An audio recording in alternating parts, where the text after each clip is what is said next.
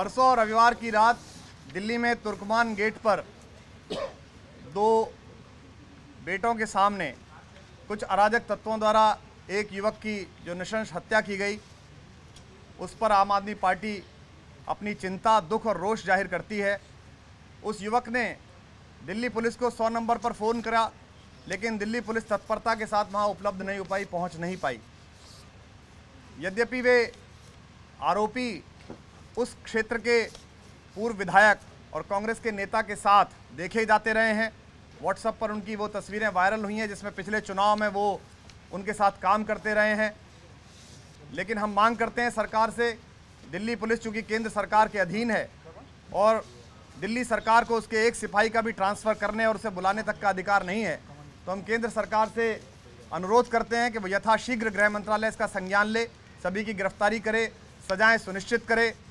क्योंकि पिछले कुछ दिनों से चाहे वो पूर्व विधायक भरत सिंह का मर्डर हो, एक फिजियोथेरेपिस्ट का विवेक विहार में गैंग रेप हो, बिंदापुर का शूट आउट हो, पेपर लीक हो गवर्नमेंट ऑफिस से, और 26 करोड़ की सैमसंग कंटेनर से सरिता विहार में लूट हो, दिल्ली पुलिस हर मोर्चे पर भयानक रूप से विफल रही है और गृह मंत्रालय उसका संज्ञान नहीं ले रहा है।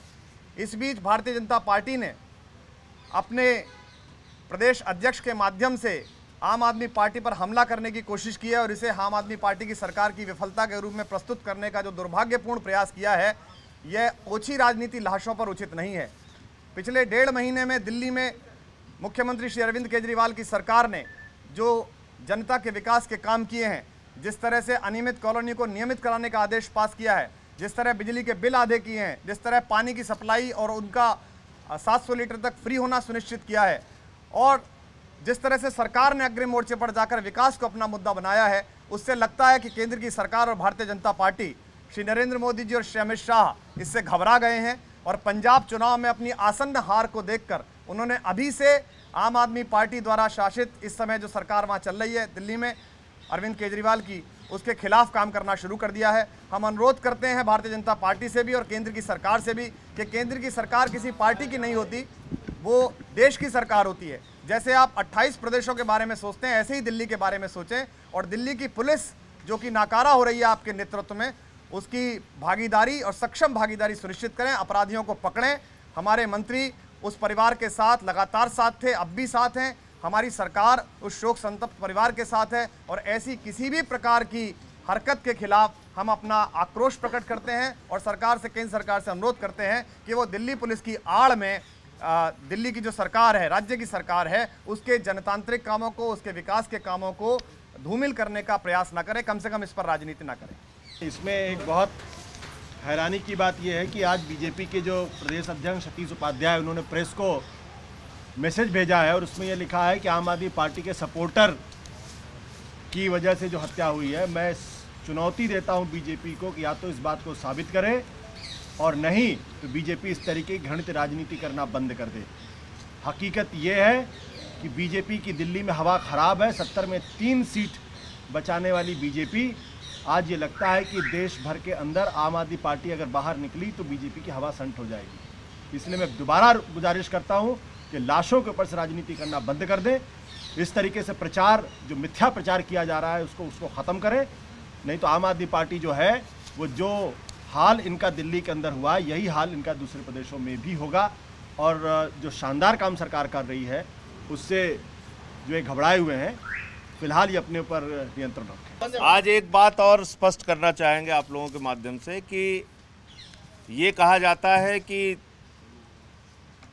दिल्ली की सरकार अगर कोई भी कानून व्यवस्था से जुड़ा हुआ मामला है तो उसके लिए दिल्ली की प्रदेश सरकार जिम्मेदार है, जबकि पूरा देश अब ये जानता है कि पुलिस की कानून व्यवस्था सीधे सीधे गृह मंत्री के हाथ में है, केंद्र सरकार के हाथ में है। तो अब ये प्रयास भारतीय जनता पार्टी का हम लोग चलने नहीं देंगे। अगर कानून व्यवस्था से जुड़ा हुआ कोई भी मामला आएगा तो सरकार के मुख्यमंत्री अरविंद केजरीवाल, भले ही उनको विरोध प्रदर्शन करने का अधिकार नहीं है संवैधानिक दायित्वों के कारण, लेकिन आम आदमी पार्टी कानून व्यवस्था को लेकर पूरे दिल्ली के अंदर आंदोलन, प्रदर्शन और अपने संघर्ष का रास्ता जारी रखेगी।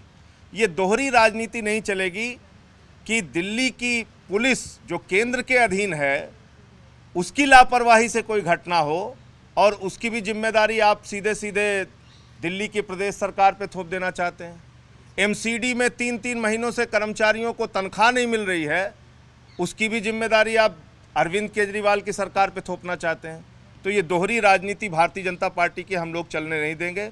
और आज जो भारतीय जनता पार्टी की ओर से मीडिया को एसएमएस गया है वो बहुत ही आपत्तिजनक है। आम आदमी पार्टी के सपोर्टर द्वारा मारे गए व्यक्ति के घर वो जा रहे हैं, ऐसा उन्होंने जो लिखा है अपने एसएमएस में, इस पे हम लोग कानूनी कार्रवाई करने के बारे में भी विचार कर रहे हैं। किस आधार पर जब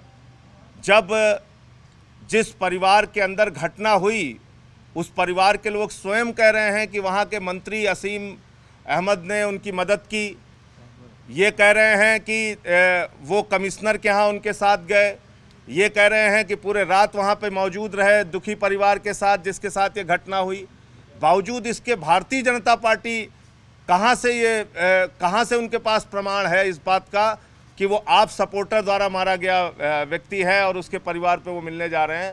ये एक गंभीर मामला है और इस पे हम लोग कानूनी कार्रवाई करने के बारे में भी विचार करेंगे। परिवार है उसने दिल्ली पुलिस के कमिश्नर को लेटर लिखा है जिसमें उन्होंने कहा है कि 50 लाख मुआवजा मिलना चाहिए। आपकी सरकार चली है स्टेट में, क्या मुआवजे को लेकर आप लोग सरकार से बात करेंगे? मैं स्पष्ट कर दूं इस पर, अभी उनके परिवार का यहीं पे वीडियो में दिखा सकता हूँ। एक चैनल को उन्होंने साफ तौर पे इंटरव्यू दिया है, वो रिकॉर्डिंग मेरे पास है, आप चाहे तो देख लें। उन लोगों ने साफ तौर पे कहा कि हम पढ़े लिखे नहीं हैं, अंग्रेजी में ये चिट्ठी लिखी गई और किसी ने ज़बरदस्ती आके हमसे हस्ताक्षर करा लिया। मुआवजे से कोई मतलब नहीं है उनके परिवार को, उन्होंने कहा। ये उनके परिवार का कहना है, पिता का कहना है। वो कह रहे हैं हमें न्याय चाहिए, हमारे लड़के के साथ जो हुआ उस मामले में हमको न्याय चाहिए। तो ये अपने से कुछ लोग राजनीति खेलने वाले बीच में आ गए हैं, उससे बचना चाहिए। और उसमें हिंदी में उन्होंने बाद में हिंदी में लिख के कहा है कि हमको मुआवजे से कोई लेना देना नहीं है, हम सिर्फ इस पूरे मामले में इंसाफ चाहते हैं। कन्फ्रंटेशन नहीं बन रहा आपका सेंटर के साथ, आप कह रहे हैं खुलेआम जाकर के धरना करेंगे, आप उसको बातचीत ला सकते हैं, आपके पास असेंबली सेशन है, आप वहाँ नोटिफिकेशन या रेजोल्यूशन ला करके सरकार के पास दे सकते हैं पूरे राज्य के लिए। अभी से कन्फ्रंटेशन नहीं, कन्फ्रंटेशन वाली कोई स्थिति नहीं है। मैं स्पष्ट करना चाहता हूं कि सरकार, बीजेपी की सरकार जिस तरीके से दिल्ली के अंदर आम आदमी पार्टी पर तोहमत मढ़ने का काम कर रही है, लाशों पर राजनीति कर रही है, ये बीजेपी के लिए ठीक बात नहीं है। दूसरी बात, दिल्ली पुलिस जो है वो सीधे गृह मंत्रालय के अधीन है और गृह मंत्रालय की जवाबदेही है अगर दिल्ली की लॉ एंड ऑर्डर की स्थिति खराब होती है, और लगातार पिछले साल खराब हुई है। इसलिए हम केंद्र सरकार को, प्रधानमंत्री महोदय को, बीजेपी के अध्यक्ष महोदय को और राजनाथ सिंह सबको ये हम बताना चाहते हैं कि आप ये दोहरी राजनीति दिल्ली के अंदर करना बंद कर दीजिए। लॉ एंड ऑर्डर अगर दिल्ली का खराब है तो उसके लिए जिम्मेदार आप हैं और इसकी जवाबदेही भी आप। दिल्ली के नागरिकों के साथ उपहास न करें। दिल्ली के लोग सड़क पर मारे जाते रहे और आप इस बात को पोस्टरिंग करते रहें कि साहब ये तो राज्य देखेगी। तो दिल्ली जानती है, देश जानता है, पिछली बार इस मुद्दे पर बड़ा धरना मुख्यमंत्री कर चुके हैं। इसलिए वो राजनीति ना करें। अगर वो सचमुच दिल्ली की जनता के हितों के साथ हैं तो या तो जैसी पुरानी मांग है वो दिल्ली पुलिस को आज़ाद करें, हर राज्य की तरह जिस तरह दी जाती है उस तरह दें, अन्यथा वो कानून व्यवस्था को सुनिश्चित करें। जनरल वीके सिंह जब प्रेस को प्रेस्टिट्यूट बोलते हैं, इन शब्दों का प्रयोग आप कैसे देखते हैं? आपकी पार्टी ने भी क्रिटिसाइज किया है मीडिया से, बट जब एक बीजेपी सेंट्रल मिनिस्टर ऐसे वर्ड यूज करते हैं, किस तरह से आपकी पार्टी? दरअसल भारतीय जनता पार्टी पिछले 10 वर्ष से विपक्ष में थी और दिल्ली में 15 वर्ष से विपक्ष में है, तो उनका विपक्ष का अभ्यास अभी जारी है और हम कोशिश करेंगे कि अन्य राज्यों में उनके अभ्यास के अनुरूप उन्हें काम देते रहें जैसे दिल्ली में दिया है। तो जनरल वीके सिंह जब से पाकिस्तान एम्बेसी में भारत के अलगाववादियों से मिलकर लौटे हैं, हुर्रियत कॉन्फ्रेंस के साथियों से गले मिलकर वो जब से वहाँ व्यंजन खा के लौटे हैं, तब से उनकी भाषा में चमत्कारिक परिवर्तन हुआ है। मुझे लगता है कि राष्ट्रवाद के प्रखर प्रवर्तक माननीय प्रधानमंत्री जी स्वर्गीय श्यामा प्रसाद मुखर्जी के नाम को अब तक बुनाता रहा संघ परिवार और भाजपा, तीनों इस बात का संज्ञान लेंगे कि एक तरफ तो आप अलगाववादियों के सामने घुटने टेकते हैं और उस पर सवाल उठाने वाली प्रेस को आप इतने घृणित शब्दों से इस्तेमाल करते हैं जिन्हें मैं दोहरा नहीं सकता। अब वो प्रेस की आज़ादी के चिल्लाने वाले वे तमाम झंडा बरदार जो आज तक आम आदमी पार्टी को प्रश्न चिन्हों में घेरते रहते, मुझे उन बुद्धिजीवियों से भी उम्मीद है कि वो भाजपा के खिलाफ सड़कों पर उतरेंगे। एक सवाल ये है कि पहले आम आदमी पार्टी के एक सपोर्टर ने ब्लू वैगनार अपनी वापस मांग ली, लंदन वाले जो सपोर्टर हैं। अब बताया जा रहा है कि जो जिस वॉलंटियर ने, जिस सपोर्टर ने लोगो डिजाइन किया था, वो अपना लोगो जो है वो वापस मांग रहा है। तो पार्टी से कैसे देख रही है और क्या ये एक पार्टी के जो लोगों उम्मीदें थी वो उम्मीदें कम होने का एक संकेत है? कलकार का मसला भी है। देखिए, आंदोलन जब चलता है, जब पहले बार आंदोलन चला, आम आदमी पार्टी आज भी एक राजनीतिक आंदोलन है, जब आंदोलन चलता है तो लोग स्वेच्छा से सामने आते हैं। जिन लोगों ने अपनी क्षमता दी है, जिन लोगों ने अपनी नौकरियां दी हैं, जिन लोगों ने काम दिया है, वे लोग भी महत्वपूर्ण हैं, उनका समय भी महत्वपूर्ण है। आंदोलन अपने विचार के साथ चलता है। अगर उसमें कोई व्यक्ति असहमत है तो उसको अपनी असहमति जाहिर करने का अधिकार है, लेकिन इस पूरी प्रक्रिया में लोगों ने अपनी संवेदना, अपना समय दिया है। उसमें कोई लौटाने वाली बात अगर हो सकती है, अगर उनको लगता है कहीं कोई चीज़ है और उनके ले जाने से उन्हें शांति मिलती है तो हम उन्हें आमंत्रित करते हैं, वो ले जाएं। और अरविंद केजरीवाल अगर उस गाड़ी में चले थे तो अरविंद केजरीवाल अगर उस गाड़ी में चले थे तो ये बहुत महत्वपूर्ण बात थी। मुझ जैसे सामान्य कार्यकर्ता अपने सारे वाहन अरविंद केजरीवाल को देने के लिए तैयार हैं, अगर वो किसी समय, या मेरे सारे नेताओं को देने के लिए तैयार हैं। और हम तो वो लोग हैं जो बिना कार के भी चल सकते हैं, सड़क पर भी चल सकते हैं, उसमें कोई आपत्ति नहीं। जवाब दीजिए। आशीष जोशी ने के शर्मा को पत्र लिखा है, उन्होंने साफ तौर से आपका भी नाम लिया है कि जब डीडीसी का गठन हो रहा था उसमें आम आदमी पार्टी के कार्यकर्ताओं ने उनके ऊपर दबाव बनाया, उस पर आपको क्या रिएक्शन है? देखिए, पहली चीज़ तो इस पे आप जो डेली डायलॉग कमीशन के जो वाइस चेयरमैन है आशीष खेतान जी, उनसे पूरा इस मामले में पूछें, वो आपको पूरी जानकारी देंगे। दूसरी बात ये, एक सेकंड, दूसरी बात ये कि डेली डायलॉग कमीशन में किसकी नियुक्ति होगी नहीं होगी, ये आशीष जोशी जी का काम था ही नहीं। वो तो वाइस चेयरमैन करता है, चेयरमैन करता है, तो जो काम उनका नहीं है उसमें उनको रोका क्यों जाएगा? जो काम उन्हें करना ही नहीं था, ये काम तो वाइस चेयरमैन और चेयरमैन को करना था। भाई दबाव किस काम के लिए बनाया जाएगा? जो काम उनको करना होगा उसी काम के लिए तो दबाव बनाया जाएगा। ठीक है, उनको किसी को नियुक्त करने का अधिकार था ही नहीं, तो दबाव क्यों बनाया जाएगा? एक मिनट, कुंदन संजय जी, उस मीडिया जो उन्होंने के शर्मा को शिकायत की, उसमें 3 वॉलंटियर का जिक्र किया और एक घटना का जिक्र किया कि आप लॉन में बैठे थे और जब उन्होंने आके कहा तो आपने उनके साथ बदतमीजी और कहा कि आप उनके साथ ऐसा बिहेव नहीं करते। हम जानना चाहते हैं कि वो पत्र उन्होंने लिखा है, आपके पास है उसकी चिट्ठी कॉपी? जी है, तो वो कॉपी उपलब्ध कराएं। मैडम, नहीं, अगर आप कोई सवाल पूछ रहे हैं और कह रहे हैं ऐसा उन्होंने चिट्ठी लिखा है, अरे ठीक है, देखो मैं ये कह रहा हूँ आप उनका पत्र दिखाएं, उसके बाद हम आपको जवाब देंगे क्या उन्होंने लिखा है। आप कह रहे हो कि कोई चीज उन्होंने लिखी है, उससे उसकी चिट्ठी तो दीजिए हमको। एक मिनट, संजय जी, चूंकि संजय जी का नाम लिया, मैं जवाब देता हूँ। जहाँ कंप्लेन होगी उस कंप्लेन का निपटारा एजेंसी करेगी, आप चिंता मत करिए। एक मिनट संदीप, आपका हो चुका। एक मिनट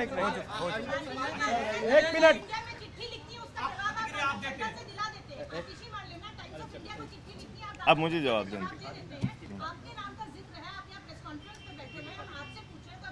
तो कहाँ हम भाग रहे हैं? एक मिनट सरोज, मैं कह रहा हूँ आपने कोई चिट्ठी देखा है, वो चिट्ठी आपके हाथ में होनी चाहिए ना, आप दीजिए। अरे आप यहाँ लड़ने आई हैं कि सवाल पूछने आई हैं? आपको सवाल पूछना है, सवाल पूछिए। मैं आपसे एकदम साफ कह रहा हूँ, आशीष जोशी ने जितने भी आरोप लगाए हैं, वो अगर उनके कोई लिखित पत्र उन्होंने के शर्मा को दिया है, मुख्य सचिव को, जो आप कह रहे हैं, उनका एक एक बात का जवाब देंगे। पत्र तो दिखाइए, क्या लिखा है। आप कह रहे हो 3 वॉलंटियर 4 वॉलंटियर, ऐसे थोड़ी होता है। चलिए समाप्त। अरे बाबा, मत करो, आगे चलो। अगला सुनो, एक मिनट, किसान आंदोलन को लेकर क्या तैयारी हो? किसान आंदोलन 22 अप्रैल के लिए अभी उत्तर प्रदेश का मेरठ, सहारनपुर और उत्तर प्रदेश के कई जिलों में दौरा करके वहां कहा गया है किसानों से और कार्यकर्ताओं से आने के लिए। पंजाब में मैं कल था, परसों था, 2 दिन पंजाब के कार्यकर्ताओं की मीटिंग हुई है, वहाँ से हजारों की संख्या में किसान और कार्यकर्ता पहुँचेंगे। तो 22 अप्रैल का जो भूमि अधिग्रहण बिल के खिलाफ आंदोलन है, वो पूरे देश से, मध्य प्रदेश, उत्तर प्रदेश, हरियाणा, पंजाब, उत्तराखंड, दिल्ली के गांव के इलाकों से, तो पूरे देश से कार्यकर्ता और किसान यहाँ पहुँचेंगे और एक बड़ा प्रदर्शन और आंदोलन यहाँ पे होगा। स्वराज सम्मेलन में भी हो रहा है आप लोगों की तरफ उनके खिलाफ कार्रवाई की जाएगी जो लोग 14 तारीख की मीटिंग में जा रहे हैं। देखिए, 14 तारीख की जो मीटिंग है वो पार्टी की आधिकारिक मीटिंग नहीं है, वो पार्टी के द्वारा बुलाई गई मीटिंग नहीं है। उसमें क्या होता है उस पर हमारी नज़र है, फिर फैसला लेंगे उस पर। एक मिनट,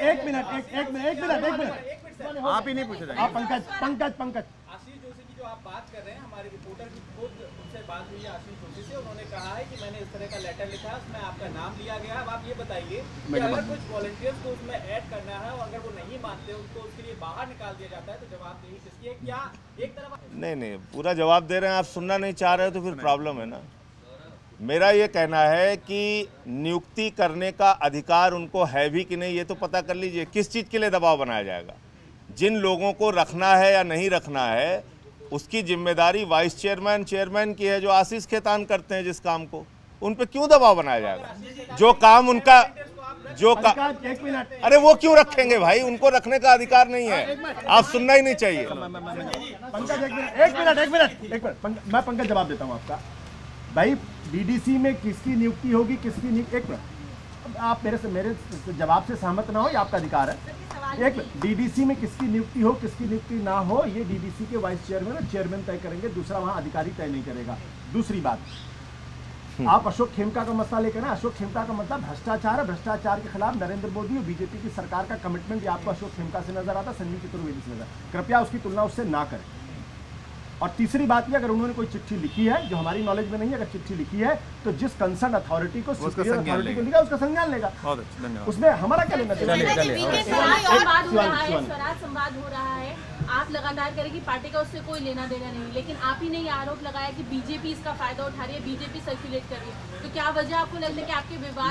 मैं स्पष्ट कर दूं, मैंने क्या कल ट्वीट किया था, मैंने कि हमारे पास जनसंवाद को लेकर जो मैसेज आया व्हाट्सएप पे, उसमें ऊपर अश्विनी उपाध्याय जी का नाम था और साथ ही साथ उसमें नंबर था, वो बीजेपी के दिल्ली यूनिट के प्रवक्ता हैं। तो मन में सवाल ये उठा है कि भाई जनसंवाद का कोई मसला, कोई इन्विटेशन, कोई निमंत्रण वो बीजेपी के प्रवक्ता की हैसियत से क्यों आ रहा है? हमने कहा कि हो सकता है ये एक शरारत भी हो सकती है, या हो सकता है इसके पीछे कोई षड्यंत्र। क्या अब आप लोगों बदलेंगे या गाड़ी तो आप आपने देने की बात कर रहे हैं, लोगों बदलेंगे? लोगों वापस मांग रहे हैं, पार्टी लोगों वापस करेगी। मैंने कहा दान और उपहार में दी हुई चीज हमारी अपनी भारतीय परंपरा है, दे दिया तो दे दिया, अगर मांगेंगे तो वापस भी कर दे। चलिए आगे। संदीप, पंकज पुष्कर का नाम है स्वराज संवाद में, वो आपके एमएलए हैं, अभी विधायक। अभी जो होगा संवाद 14 तारीख को होगा, उसमें कैसे होगा उसकी भविष्यवाणी करने का अधिकार अभी हम पे नहीं है। हमारे उसमें कौन आएगा कौन नहीं आएगा क्या पता।